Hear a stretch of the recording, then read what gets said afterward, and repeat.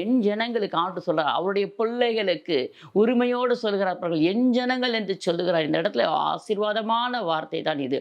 என் ஜனங்கள் அவரை நோக்கி பார்த்து, அவர் அவர்களை பார்த்து பாசத்தோடு, அன்போடு, நேசத்தோடு சொல்லுகிறார். இவர்கள் என் ஜனங்கள் என்று சொல்லுகிறார். என் ஜனங்கள் நான் அளிக்கும் நன்மையினால் திருப்தி ஆவார்கள் என்று சொல்லி, இந்த நன்மை என்ன பார்க்கும் பொழுது பிரியமான தேவ ஜனமே, அநேக பேருக்கு ஆண்டவர் கொடுக்கிற அந்த நன்மை, ஆசீர்வாதம், அது ரட்சிப்பு என்னவா இருந்தாலும் அது நிரந்தரமா இருக்கும்.